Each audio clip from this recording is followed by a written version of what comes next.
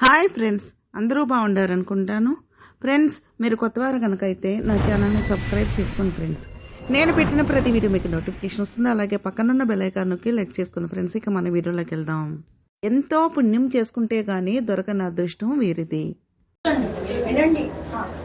నేను అది అయోధ్యలో వచ్చే వాళ్ళందరికీ నిత్యం అన్నదానం పెడుతున్నా, అన్నప్రసాదం ఇస్తున్నా. ఎవరు వచ్చినా కానీ ముందుగా నాకు ఇన్ఫార్మ్ చేస్తే వాళ్ళకి రెడీ చేసి పెడతా. ప్రస్తుతం 1000 మంది పైన వస్తున్నారు. మన తెలుగు వాళ్ళకి భోజనం దొరకదు అక్కడ, అందుకని అందరికీ ఉచితంగా పెడుతున్నా. ఇంతకుముందు రాముల వారికి 5 వెండి ఇటుకలు ఇచ్చాను శంకుస్థాపనకి. మోడీ గారు శంకుస్థాపన చేశారు కదా, నా అదృష్టం బాగుండి ఆ ఇటుకలతోనే శంకుస్థాపన చేశారు. దాని మీద ఇప్పుడు గుడి తయారైంది.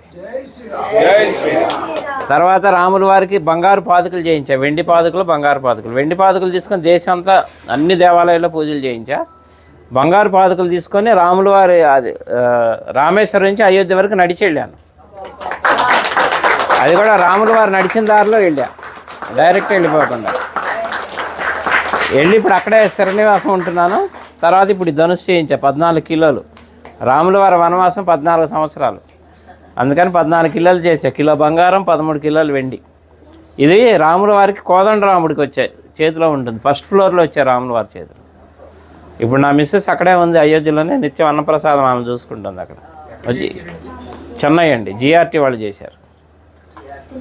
అలాగే నేను ఒక పెద్ద గుడి కడుతున్నా అయోధ్యలో. అంటే రాముల వారి గుడి ఉందిగా ఇంకెందుకు అనుకుంటారేమో. నేను పెట్టేది వంశవృక్షం. బ్రహ్మ దగ్గర నుంచి లవకుశుల తర్వాత కూడా 20 మంది ఉన్నారు, ఇంకా మొత్తం 64 మంది. తర్వాత సీతమ్మ వారి వంశం, చంద్రవంశం, సూర్యవంశం, చంద్రవంశం, మొత్తం 450 విగ్రహాలు వస్తాయి. అంటే రాముల వారి వంశంతో పాటు రాముల వారికి అనుబంధం ఉన్న ఎవరెవరు ప్రముఖ వ్యక్తులు, మహా ఋషులు ఉన్నారు కదా, సప్త ఋషులు, వాళ్ళకి ఎవరెవరు సాంగత్యం ఉందో అందరి విగ్రహాలు పెట్టిస్తున్నా. ఎందుకంటే మన ముందు తరాలు వాళ్ళకి తెలియాలి రాముల వారి వంశవృక్షం అంతా. అందుకని శాశ్వతంగా ఉండాలని పెద్ద స్థలం కూడా తీసుకున్నాం, ఒక 5 ఎకరాలు. అక్కడ పెడుతున్నాను. 5 సంవత్సరాల ప్రాజెక్ట్, అది రెడీ చేస్తున్నా. అలాగే ఇప్పుడు అయోధ్యలో అంటే మన తెలుగు వాళ్ళ తరఫున నేనేం పని చేసినా తెలుగు వాళ్ళ తరఫున చేస్తాను. అయోధ్యలో వాల్మీకి ఎయిర్పోర్టు, ఇక నేను వెళ్తూ వస్తూ పోతూ ఉంటాను కాబట్టి 2-3 సార్లు చూశాను, కానీ నాకు ఎందుకో లోటుగా అనిపించింది. అక్కడ ఒక విగ్రహం పెట్టిద్దామని గవర్నమెంట్ అప్రోచ్ అయితే పర్మిషన్ ఇచ్చారు, సెంట్రల్ గవర్నమెంట్. 16 అడుగుల వాల్మీకి విగ్రహం పెడుతున్నాను. ఆ విగ్రహం కూడా రెడీ అయిపోతుంది ఇప్పుడు. అది కూడా ఎవరన్నా సహకరించినా కానీ తీసుకుంటున్నా.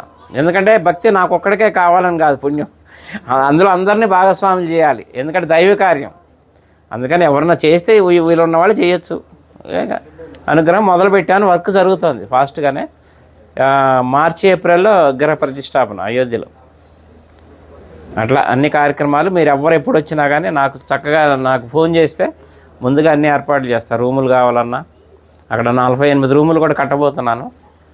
వచ్చేవాళ్ళు ఇప్పుడు ఉన్నాయి, ప్రస్తుతానికి 4-5 ఆశ్రమాలు తీసుకున్నాను, మన హ్యాండ్ ఓవర్లో ఉన్నాయి. ఎవరు వచ్చినా అకామిడేషన్ అది ఏర్పాటు చేస్తా అయోధ్యలో. నా నంబర్ కూడా నోట్ చేసుకోండి, 9550